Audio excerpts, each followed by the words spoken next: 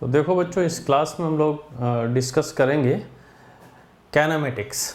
Kinematics क्या है? जितने भी तरह के डिफरेंट टाइप के मोशन पॉसिबल हो सकते हैं उन सब का स्टडी हम इस फिजिक्स की ब्रांच में करते हैं, जिसको कहते हैं काइनेमेटिक्स। ऐसे हिंदी में अगर देखा जाए तो इसको गतिकी भी कहते हैं। क्या कहते हैं भाई? गतिकी। डिफरेंट टाइप के जो भी मोशंस हैं उनका एनालिसिस हम इस पर्टिकुलर चैप्टर में करते हैं, जिसको कहते हैं काइनेमेटिक्स। तो काइनेमेटिक्स में डिस्कशन जब हम करते हैं तो सबसे पहले आता है कि फ्रेम ऑफ रेफरेंस क्या होता है।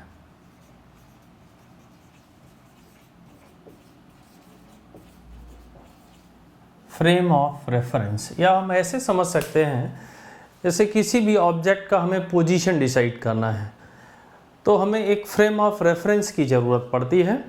जैसे आप किसी को अपने घर बुलाते हैं तो एक प्लेस बताते हैं कि इस टेंपल पे आ जाना और वहाँ से इतनी दूरी पे है, या इस टॉकीज़ पे आ जाना, यहाँ से इस डिस्टेंस पे है। तो एक लोकेशन को डिस्क्राइब करने के लिए एक बड़ा फेमस सा कोई चीज़, मॉन्यूमेंट, इस तरह से वो आप बताते हैं कि वहाँ पे, वहाँ से इतनी दूरी पर है। तो जो भी मॉन्यूमेंट बताते हैं या इस तरह कोई हिस्टोरिकल बिल्डिंग बताते हैं या कोई बड़ा ऑफिस बताते हैं, तो ये बेसिकली क्या हो जाता है? रेफरेंस हो जाता है कि वो हमारा रेफरेंस पॉइंट है और इससे फिर इतनी डिस्टेंस पे हम रहते हैं वहाँ आप आ सकते हैं। तो ठीक इसी तरह से किसी भी ऑब्जेक्ट की पोजीशन को बताने के लिए सबसे पहले हमें किसकी ज़रूरत पड़ती है? फ्रेम ऑफ रेफरेंस की। किसी भी ऑब्जेक्ट की पोजीशन को डिस्क्राइब करने के लिए किसकी ज़रूरत पड़ती है? फ्रेम ऑफ रेफरेंस की। तो क्या है frame of reference? Frame of reference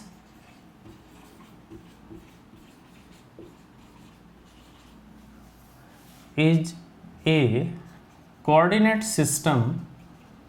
Frame of reference is a coordinate system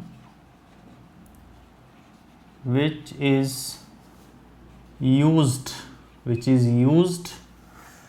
to describe the state of motion या to describe the position of any object, or we can say the state of motion of any object.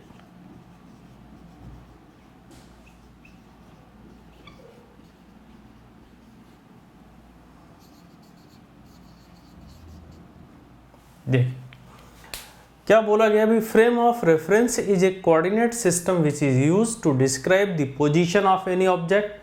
किसी भी object की position, स्थिति को बताने के लिए हमें क्या करना पड़ेगा भाई? एक कोऑर्डिनेट सिस्टम सिलेक्ट करना पड़ता है और उसी कोऑर्डिनेट सिस्टम को क्या कहते हैं? Frame of reference. थोड़ा सा और आगे बढ़ेंगे तो हमने यहाँ पे लिख दिया भाई, और we can say the state of motion of any object. अगर हम पोजीशन को बता पाएंगे तो स्टेट ऑफ मोशन को भी बता पाएंगे भाई। पोजीशन के ही डेरिवेटिव सारे होते हैं भाई, velocity, acceleration.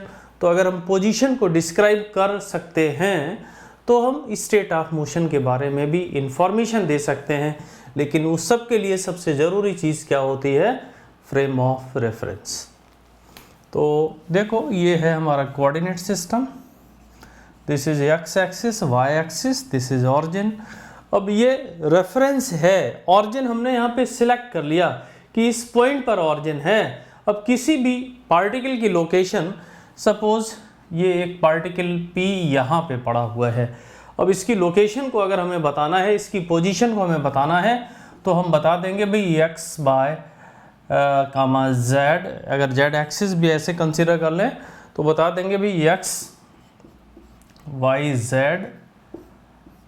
are the coordinate of the particle P। समझिए, पार्टिकल P कहाँ पर स्थित होगा, ये इंफॉर्मेशन, पार्टिकल P कहाँ पर होगा, ये इंफॉर्मेशन हमें कहाँ से मिली? इस पॉइंट को अगर हम ऑरिजिन कंसीडर करेंगे तो एक्स एक्सिस के लॉन्ग कुछ जाना पड़ेगा, वाई के लॉन्ग कुछ जाना पड़ेगा और जेड के लॉन्ग जाना पड़ेगा, तो आप इस पॉइंट P तक पहुंच सकते हैं। P पॉइंट तक आप पहुंच सकते हैं। पोजीशन हमने बता दी, इसके कोऑर्डिनेट्स बता दिए, और इसी के साथ साथ आता है पोजीशन वेक्टर, उसको भी डिस्क्राइब करते हैं। पोजीशन वेक्टर क्या है? पोजीशन वेक्टर को कैसे कंसीडर करते हैं, पहले डिफाइन करते हैं और इसके बाद देखते हैं। ए vector which gives the information about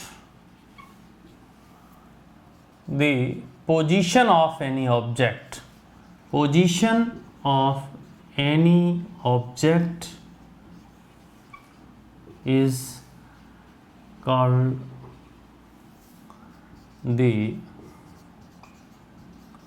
position vector. A vector which gives the information about the position of any object is called position vector. तो ये हमारा ऑरिजिन है, इधर x एक्सिस है, इधर y एक्सिस है। देखिए यहाँ पे कोई पार्टिकल P है, इसके कोऑर्डिनेट मान लो x1, y1, z1 हैं, तो इसके पोजीशन वेक्टर को कैसे देखेंगे? ये पार्टिकल यहाँ पर है, ये O पॉइंट है, ऐसे बताएंगे भी RPO, और यहाँ लिखेंगे RPO is the position vector of particle P with respect to O। कैसे देखेंगे? RPO is the position vector of the particle with respect to O। इस पार्टिकल का पोजीशन वेक्टर है ये, किसके रेस्पेक्ट में? O के रेस्पेक्ट में। तो ध्यान रखना है, जिसके रेस्पेक्ट में पोजीशन वेक्टर होता है, लाइन वहाँ से स्टार्ट होती है और इस P पॉइंट तक ऐसे जाएगी। जब यहाँ से लाइन स्टार्ट करके P से मिलाएंगे, P की तरफ हम एरो लगाएंगे और RPO को ऐसे लिख देंगे। फिर RPO is equal to x1 i cap, y1 j cap, z1 k cap, इस तरह से लिख देंगे भाई। This is the position vector of this point with respect to this origin or with respect to this reference frame। तो देखो पीछे position vector हमने डिस्कस किया था कैसे लिखते हैं, और उसी पे बेस्ड एक सिंपल सा क्वेश्चन है जहाँ पे आपको पोजीशन वेक्टर को लिखना है। तो पूछा क्या जाता है इस क्वेश्चन में, ज़रा देखिए। ये एक रेक्टेंगुलर शेप हमने कंसीडर की और इस पे लाई करते हैं 4 point A B C D। इनका डायमेंशन दिया गया भी, एक ये 6 यूनिट है, ये 4 यूनिट है, ये 6 हो जाएगा, ये 4 हो जाएगा, और ये है 3 यूनिट और ये है 2 यूनिट।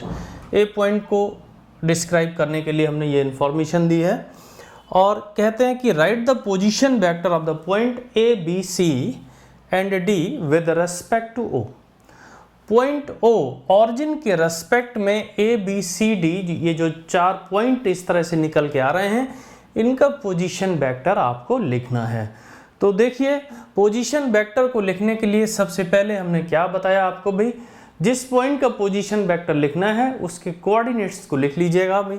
इस ए पॉइंट का कोऑर्डिनेट क्या होगा, इसको लिखिए भाई 3,2। कोऑर्डिनेट लिखना मुझे लगता है सभी को आता होगा, अगर नहीं भी आता है तो यहाँ से देख सकते हो। इस ए पॉइंट तक पहुँचने के लिए हमें एक्स एक्सिस के अलाउंग कितना चलना पड़ेगा? 3 यूनिट दिखाई पड़ रहा होगा, यहाँ से यहाँ जाएंगे कितना चलना पड़ेगा? 3 यूनिट। वाई एक्सिस के अलोंग कितना चलना पड़ेगा? 2 यूनिट। तो इसका जो कोऑर्डिनेट बनेगा वो कितना बनेगा? 3,2। इसी तरह से अगर बी पॉइंट तक पहुँचना है तो x के अलोंग कितना चलना पड़ेगा? ये 3 है, ये 6 है, तो x के अलोंग आपको 3 + 6 9, इसका x कोऑर्डिनेट बन गया 9, और y के अलोंग कितना चलना पड़ेगा? 2, तो ये 9,2। अब जो C पॉइंट हमारा है वहाँ तक जाने के लिए x के अलोंग 9 और y के अलोंग कितना चलना पड़ेगा? 6, तो ये हो गया 9,6। इसी तरह से अगर D पॉइंट पे जाना है तो x के अलोंग कितना चलना पड़ेगा? 3 और y के अलोंग कितना चलना पड़ेगा? 6, तो इसका कोऑर्डिनेट बन गया 3,6। तो जो ए बी सी डी ये 4 पॉइंट हमारे पास हैं, इनके कोऑर्डिनेट हमारे पास आ गए। अब पोजीशन वेक्टर लिखना बहुत ही आसान है। कैसे लिखेंगे भी, are A O. Are A ओ को बोलेंगे क्या, पोजीशन वेक्टर किसका, ए का, किसके रेस्पेक्ट में, ओ के रेस्पेक्ट में। तो R A O will be equal to 3i + 2j का। इसी तरह से आर वी ओ को अगर लिखना है, बी पॉइंट हमारा यहाँ पे है, ओ पॉइंट हमारा यहाँ पे है, बी का पोजीशन वेक्टर अगर हमें ओ के रेस्पेक्ट में बताना है तो R V O will be equal to 9i cap + 2j cap. इसी तरह से आर सी ओ अगर हमें बताना है, सी का पोजीशन वेक्टर ओ के रेस्पेक्ट में बताना है, तो इसके कोऑर्डिनेट हम पहले ही लिख चुके हैं भाई, 9i कैप + 6j कैप। और इसी तरह से आर डी ओ को बताना है, तो ऐसी सिचुएशन में इसके कोऑर्डिनेट क्या होंगे, देखिए भाई, डी पॉइंट के 3,6 इसको लिखेंगे 3i कैप + 6j कैप। अब देखो, जो जस्ट पीछे जो क्वेश्चन हम लोग डिस्कस कर रहे थे उसी में पहले हम इन सभी का पोजीशन वेक्टर फाइंड किए ओ के रेस्पेक्ट में। अब कुछ इसमें चेंज करते हैं भाई। अब क्या निकालना भी, right the position vector of B with respect to A. B का पोजीशन वेक्टर आपको ए के रेस्पेक्ट में बताना है, तो फाइंड क्या करना है हमको, R V A, position vector of B with respect to A. B का पोजीशन वेक्टर आपको ए के रेस्पेक्ट में बताना है। तो बी का पोजीशन वेक्टर जब ए के रेस्पेक्ट में देखेंगे तो क्या होगा, देखना, बी का पोजीशन वेक्टर ए के रेस्पेक्ट में लाइन कहां से शुरू होगी, ए से शुरू होगी और कहां पे खत्म होगी, बी पे खत्म होगी। भाई ये जो वेक्टर बनेगा ये कहलाएगा आर बी ए। बी का पोजीशन वेक्टर ए के रेस्पेक्ट में ऐसे लिखा जाएगा। और अगर हम यहां से देखें, ये वेक्टर ये कहलाएगा आर ए ओ, और ये वेक्टर बनाया ये कहलाएगा आर वी ओ, और ये कहलाएगा आर वी ए। बी का पोजीशन वेक्टर ए के रेस्पेक्ट में। एक बार फिर से देखिए, ये हमारा ए पॉइंट है, ए का पोजीशन वेक्टर ओ के रेस्पेक्ट में क्या कहलाएगा, R A O, position vector of A with respect to O. ये क्या कहलाएगा, position vector of B with respect to O, और ये क्या कहलाएगा, position vector of B with respect to A. इस ट्रायंगल को जरा देखिए, ओ ए बी ट्रायंगल में triangle law of vector addition जरा लगाइए, तो दिस वेक्टर भाई दोनों सेम सेंस में है। तो हम यहाँ पे लिखेंगे from triangle O A B. O A B triangle में, इस ओ ए बी ट्रायंगल में देखिए, R A O plus R B A is equal to R B O. तो आर बी ए अगर हमें बताना है तो this is R B O minus R A O. R B A is equal to R B O minus R A O. तो R B O क्या होगा, B का पोजीशन वेक्टर ओ के रेस्पेक्ट में ये आप लिख सकते हो भाई 9i + 2j माइनस ए का पोजीशन वेक्टर ओ के रेस्पेक्ट में 3i + 2j। तो सब्ट्रैक्ट कर दीजिएगा 6i और 2j माइनस 2j, तो that is only 6i। R B A is 6i cap. B का पोजीशन वेक्टर ए के रेस्पेक्ट में क्या निकल के आया, 6i कैप। इसको ये एक प्रोसेस है, एक स्टैंडर्ड प्रोसेस है, इसका यूज करते हुए हमने लिखा। लेकिन हम डायरेक्ट भी लिख सकते हैं, बी यहाँ पर है, ए यहाँ पे है, और ये जो आर वी ए वेक्टर है ये पूरी तरह से एक्स एक्सिस के अलॉन्ग है। तो इसका लेंथ देख लो कितना होगा, लेंथ ये 9 है, ये 3 है, तो 9 - 3 कितना होगा, 6, और एक्स एक्सिस के अलॉन्ग है। तो डायरेक्ट भी लिख सकते हैं R V A is equal to 6i cap. B का पोजीशन वेक्टर ए के रेस्पेक्ट में 6i कैप होगा। तो देखो बच्चों, एक नया प्रॉब्लम है ये एक सर्कुलर ट्रैक है, और इस ट्रैक के सेंटर पे एक पॉइंट हमने लिया ए, यहाँ पे बी है, यहाँ पे सी है और यहाँ पे डी है। ये हमारा ऑरिजिन है। इधर एक्स एक्सिस है, इधर वाई एक्सिस है। तो सिंपल सा क्वेश्चन है, find the position vector of the point A B C D with respect to O. ये जो 4 पॉइंट आप देख रहे हैं, इनका पोजीशन वेक्टर आपको बताना है। किसके रेस्पेक्ट में बताना है? ओ के रेस्पेक्ट में बताना है। तो कैसे करेंगे इस क्वेश्चन को? ए का पोजीशन वेक्टर ओ के रेस्पेक्ट में। तो ए को देखो भाई, ये सर्कल है, इसका रेडियस आर है और आर का वैल्यू दिया गया है 10 यूनिट। तो आप यहाँ से देख सकते हो भाई, पोजीशन वेक्टर ए का ओ के रेस्पेक्ट में ये हो जाएगा। तो इस वेक्टर को देख के आप बता सकते हो ये वेक्टर किधर जा रहा है, एक्स एक्सिस के लॉन्ग, और इसका लेंथ यहाँ से यहाँ तक कितना है, 10। तो डायरेक्ट भी लिख सकते हो R A O is equal to 10 i cap. दूसरा मेथड हमने क्या बताया था कि इस पॉइंट का कोऑर्डिनेट लिख दो और इसके बाद पोजीशन वेक्टर लिख दो भाई, एक्स के साथ आई कैप लगाएंगे और वाई के साथ जे कैप लगाएंगे। तो इस पॉइंट ए का अगर कोऑर्डिनेट लिखना होता तो क्या लिखते भाई, एक्स होता हमारा 10, 10 कामा 0। एक्स कोऑर्डिनेट कितना होता 10 और वाई कितना होता 0। क्यों? ये पॉइंट कहाँ है, एक्स एक्सिस पे है। तो 10 i cap plus 0 J cap, यही हो जाएगा आर ए ओ। इसी तरह से अब आर वी ओ को बता दो भाई, ये क्या होगा, बी का पोजीशन वेक्टर ओ के रेस्पेक्ट में क्या होगा। देखो यहाँ से यहाँ तक का लेंथ 10 और यहाँ से यहाँ तक का लेंथ 10। तो बी का कोऑर्डिनेट अगर लिखना चाहें तो 20 कामा 0 और this will be equal to 20 i cap. A का position vector 10 i cap, B का पोजीशन वेक्टर 20 आई कैप। इसके बाद अब चलते हैं सी पॉइंट पे। अब बताइए सी पॉइंट का कोऑर्डिनेट क्या होगा। अगर सी तक जाना है तो एक्स के लॉन्ग कितना चलना पड़ेगा, आर, वाई के लॉन्ग कितना चलना पड़ेगा, आर, मतलब 10 कामा 10। तो इस पॉइंट का कोऑर्डिनेट कितना बनेगा, 10 comma 10। R C O will be equal to 10 i cap plus 10 j cap. C का पोजीशन वेक्टर ओ के रेस्पेक्ट में हम ऐसे लिख सकते हैं। और इसके बाद आते हैं भी डी का पोजीशन वेक्टर हमें लिखना है। तो डी को देखो भाई, इसका कोऑर्डिनेट लिखना चाहो कोऑर्डिनेट लिख दो भाई। कैसे लिखेंगे कोऑर्डिनेट? डी तक पहुंचने के लिए एक्स के लॉन्ग कितना चलना पड़ेगा, 10। देखिए यहाँ से यहाँ तक जाना पड़ेगा 10 और फिर नीचे नेगेटिव वाई एक्सिस के लॉन्ग आपको चलना पड़ेगा कितना, वो भी 10। तो इसका कोऑर्डिनेट क्या बना, 10 कामा -10। तो आर डी ओ को कैसे लिखेंगे, this is equal to 10 i cap minus 10 j cap. D का पोजीशन वेक्टर ओ के रेस्पेक्ट में ऐसे लिख सकते हैं। और ये ए का हुआ, बी का हुआ, सी का हुआ और डी का हुआ। मुझे लगता है कि अब आप पोजीशन वेक्टर कैसे लिखा जाता है ये पूरी तरह से सीख चुके होंगे। तो अब कैनामेटिक्स में सबसे पहला फिजिकल क्वांटिटी आता है डिस्टेंस। डिस्टेंस क्या होता है, इसको हिंदी में कहते हैं दूरी। तो what is distance?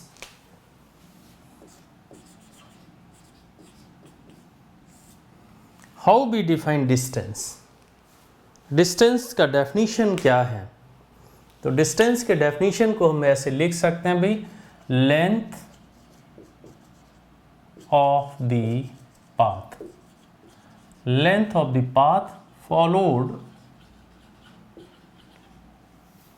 By the particle.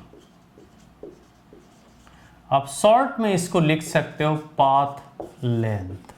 Distance क्या है, पाथ लेंथ। हम कह सकते हैं एक जगह से दूसरी जगह पे जब कोई भी पार्टिकल जाता है तो जिस रास्ते को फॉलो करता है, जिस रास्ते पे चलता है, उस रास्ते की लंबाई, उस रास्ते की जो लेंथ होगी उसी को क्या कहते हैं, डिस्टेंस कहते हैं। तो दिस इज द डेफिनेशन, बहुत ही सिंपल भाई। पाथ लेंथ, रास्ते की लंबाई या length of the path followed by the particle is called distance. अब देखते हैं भाई डिस्टेंस अगर हमें कैलकुलेट करना है कहीं पे तो कैसे कैलकुलेट करेंगे। एक सिंपल सा एग्जांपल हम यहाँ पे कंसीडर करते हैं।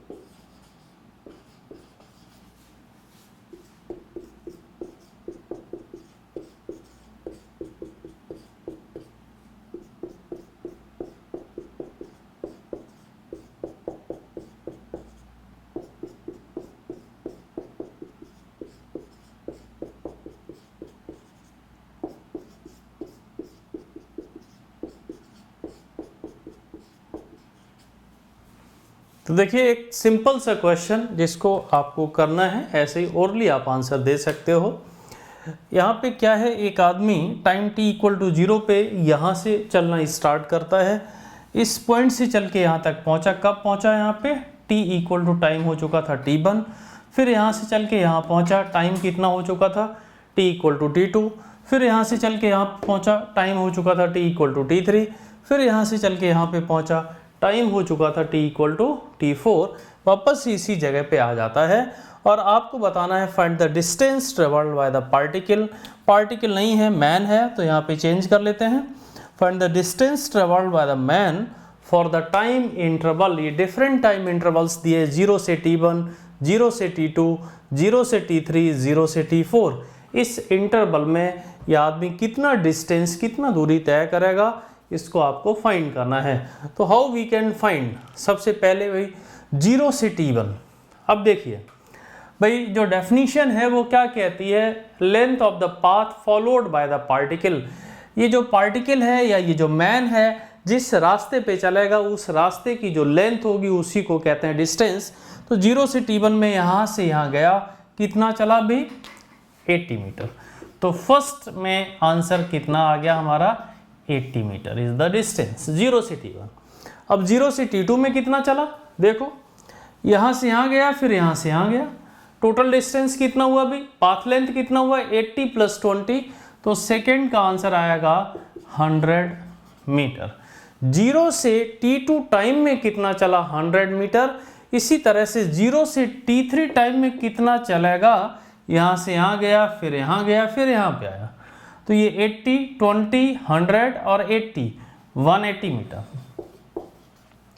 और फोर्थ में देखिए भाई 0 से स्टार्ट किया यहाँ से, t1, t2, t3 और वापस इसी जगह पे आ गया t4 पे, तो टोटल पाथ लेंथ कितना हुआ यहाँ पे, 80 मीटर ये है, 20 मीटर ये है, 80 मीटर ये है, 20 मीटर ये है, तो ये 100 हुआ, ये 100 हुआ, this is equal to 200 metre. तो इस तरह से हम फाइंड कर सकते हैं डिस्टेंस, ऐसे निकाल सकते हैं। डिफरेंट सिचुएशन में हमें जो डिस्टेंस का बेसिक कॉन्सेप्ट है वो क्या है, पाथ लेंथ। तो हमें ये ध्यान रखना पड़ेगा पाथ लेंथ का कैलकुलेशन कैसे किया जाता है। तो हम लोग डिस्कस करेंगे डिस्प्लेसमेंट को। डिस्प्लेसमेंट, इसको हिंदी में क्या कहते हैं, विस्थापन। तो डिस्प्लेसमेंट क्या है, कैसे कंसीडर करते हैं, और ये स्केलर क्वांटिटी है या वेक्टर क्वांटिटी है, ये भी डिस्कशन इसी में होगा। तो डिस्प्लेसमेंट बेसिकली वेक्टर क्वांटिटी है, it is a vector quantity. इस डिस्प्लेसमेंट को अगर हम कंसीडर करें तो डिस्प्लेसमेंट बेसिकली है क्या, displacement is the change in position vector, या सिंपली हम ये लिख सकते हैं डिस्प्ले, व्हाट इज डिस्प्लेसमेंट। अगर आपको ऐसे ही कोई पूछता है कि व्हाट इज डिस्प्लेसमेंट, आप कहेंगे चेंज इन पोजीशन, स्थान में परिवर्तन। और चेंज इन पोजीशन को यहाँ पे कैसे बताएंगे, this is equal to RF minus RI। RF क्या है, फाइनल पोजीशन वेक्टर, RI क्या है, इनिशियल पोजीशन वेक्टर। तो यहाँ पे बता दो RI यहाँ पे क्या है, इनिशियल पोजीशन वेक्टर, और RF यहाँ पे क्या होगा, फाइनल पोजीशन वेक्टर। और इस डिस्प्लेसमेंट को हम डेल्टा R से रिप्रेजेंट कर सकते हैं। Delta R is the displacement that is equal to final position vector minus initial position vector. और पोजीशन वेक्टर क्या होते हैं, ये हम इससे पीछे के क्लासेस में डिस्कस कर चुके हैं, क्या होता है पोजीशन वेक्टर। और ग्राफिकली हम डिस्प्लेसमेंट को कैसे कंसीडर करेंगे, इसको भी डिस्कस करते हैं भी, कैसे कंसीडर करेंगे ग्राफिकली। देखिए ये हमारा y एक्सिस है और ये x एक्सिस है, ये ऑरिजिन x एक्सिस और y एक्सिस। एक पॉइंट हमारा यहाँ पे है A और एक पॉइंट हमारा है B। अब देखो कोई भी पार्टिकल A से चल के ऐसे B पॉइंट पे पहुँचा, तो this is the initial position vector इसको हम आर ए से रिप्रेजेंट कर सकते हैं। This is the final position vector, R V O से रिप्रेजेंट कर सकते हैं। आर ए ओ बेसिकली क्या होगा, position vector of A with respect to O, और आर बी ओ क्या होगा, position vector of B with respect to O. अब यहाँ पे देखिए भाई, यहाँ पे पहले था, यहाँ पहुँच गया, तो डिस्प्लेसमेंट बेसिकली क्या होगा, ये एक लाइन आपने ए से बी पे ड्रॉ किया और ये जो वेक्टर है यही कहलाता है delta R, that is displacement. This is initial position, यहाँ पे था, यहाँ पहुँच जा रहा है, लाइन यहाँ से स्टार्ट करेंगे, यहाँ तक जाएगी line, and this is the delta R. और यहाँ पे आप लिखेंगे इस तरह से R A O plus delta R is equal to R B O. Delta R will be equal to R V O minus R A O, यही है डिस्प्लेसमेंट। तो डिस्प्लेसमेंट को आप यहाँ से समझ सकते हो भी, इसका अपना मैग्नीट्यूड होगा और डायरेक्शन भी होगा। अगर हम इसका मॉड कंसीडर करते हैं तो ये कहलाता भी मैग्नीट्यूड ऑफ द डिस्प्लेसमेंट।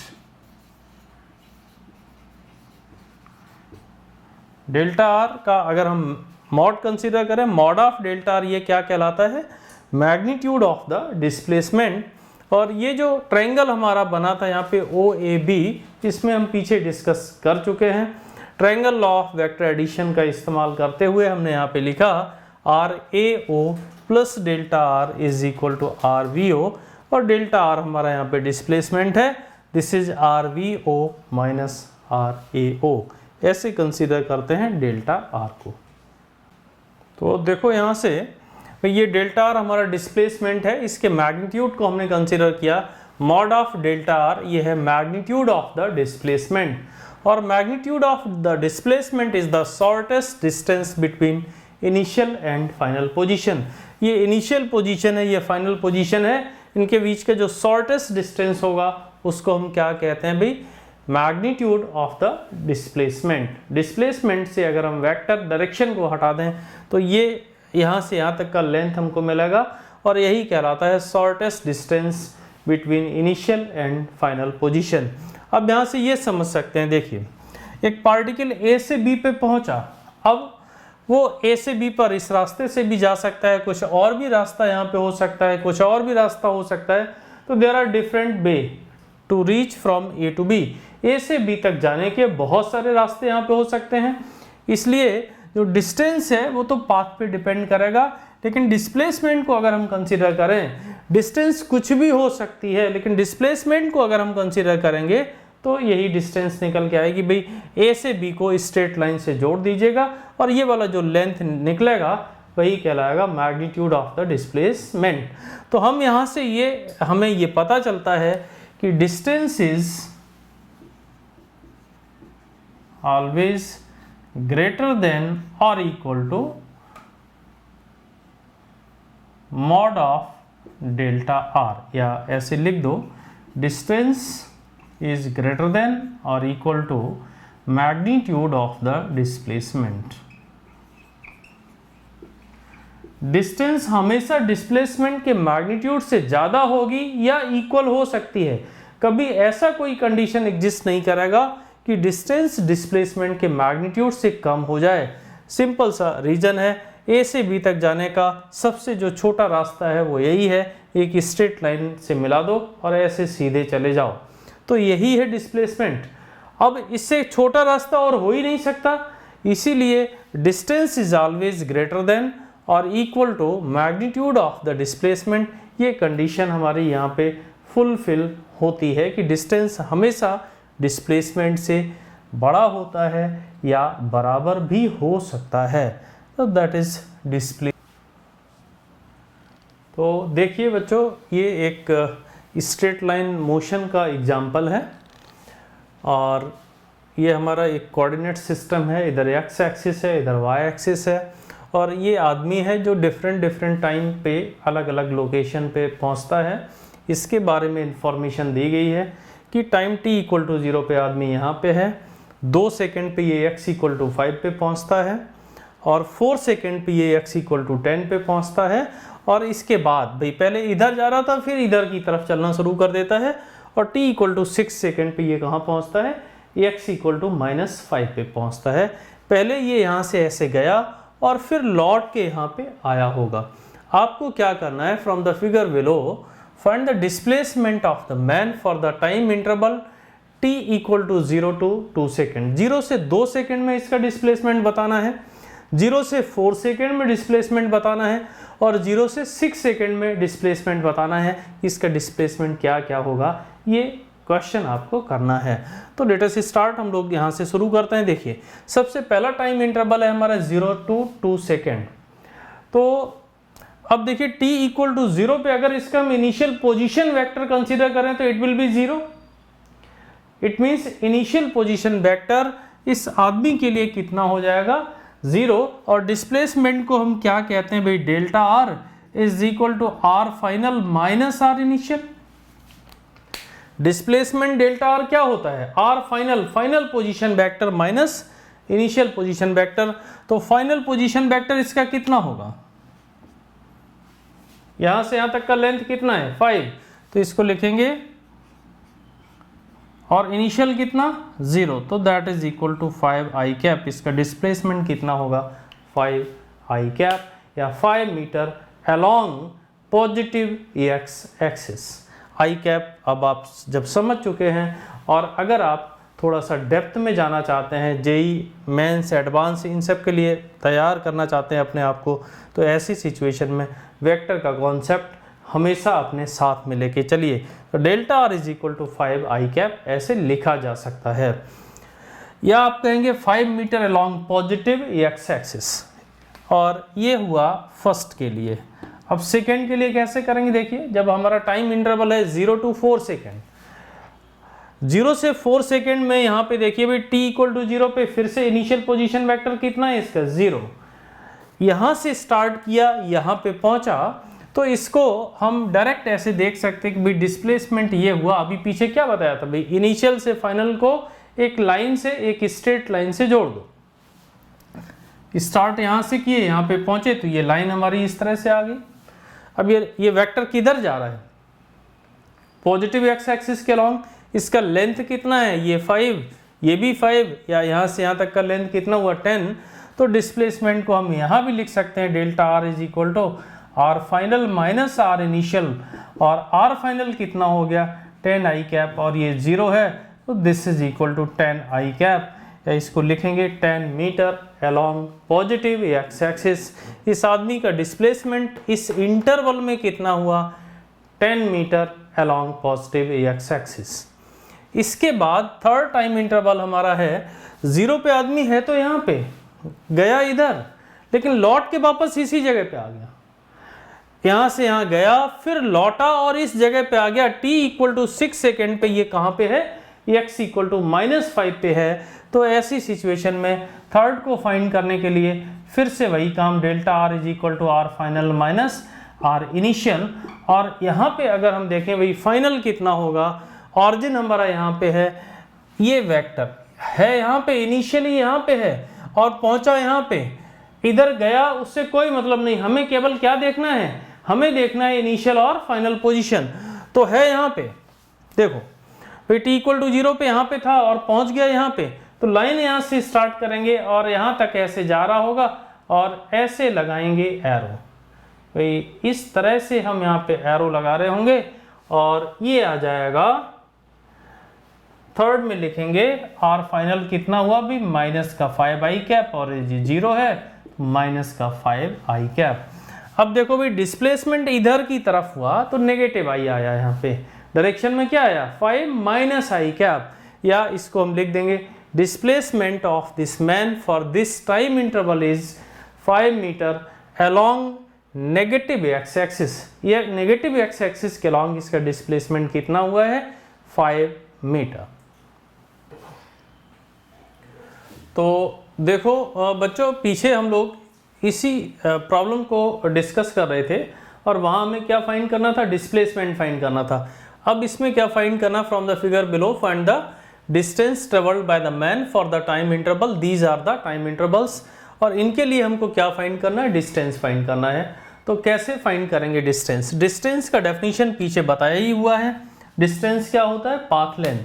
तो प्रॉब्लम फिगर में क्या है कि t इक्वल टू 0 पे ये मैन यहाँ पे स्टैंड करता है और 2 सेकेंड पे यहाँ पहुँच जाता है, मतलब इधर की तरफ जा रहा है, और 4 सेकेंड पे x इक्वल टू 10 पे पहुँचता है, और फिर इसके बाद ये वापस लौटता है, गया और लौटा। t इक्वल टू 6 सेकेंड पे ये कहाँ पे मिलता है? x इक्वल टू -5 पे मिलता है। आपको बताना भी डिस्टेंस 0 से 2 सेकेंड में कितना ट्रेवल करेगा।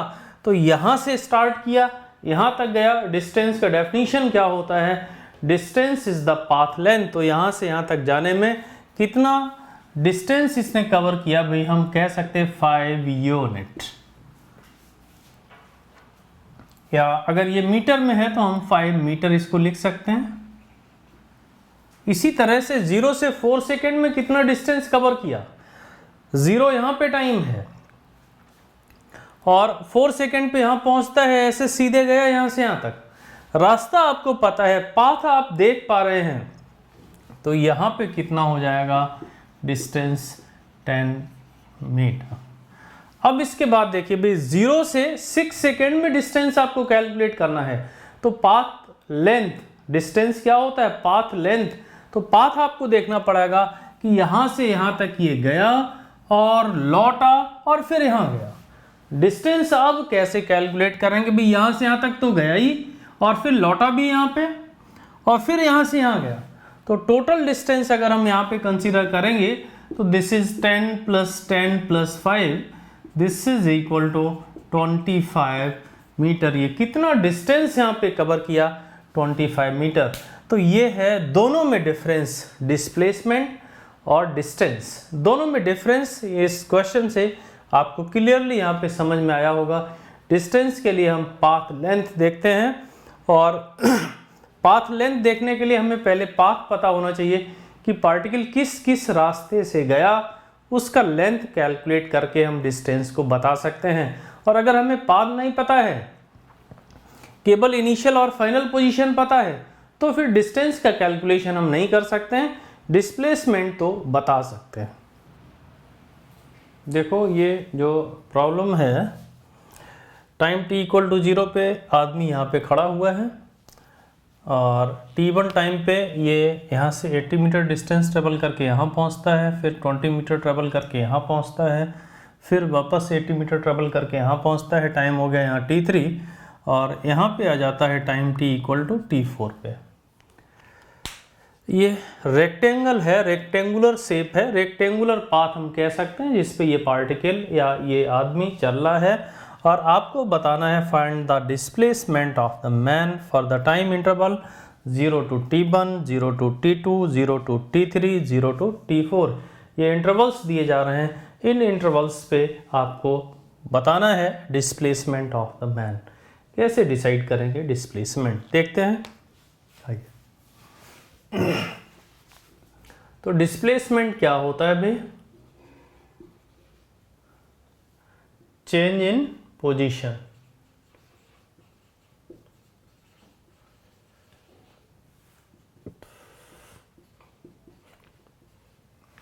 देखिए डिस्प्लेसमेंट क्या होता है? चेंज इन पोजीशन या फाइनल माइनस इनिशियल, या फिर हम इनिशियल पॉइंट को देखेंगे और फाइनल पॉइंट को देखेंगे और एक लाइन इस तरह से ड्रॉ करेंगे जो इनिशियल से फाइनल की तरफ डायरेक्टेड होगी, और उसको देख के बता सकते हैं डिस्प्लेसमेंट कितना होगा।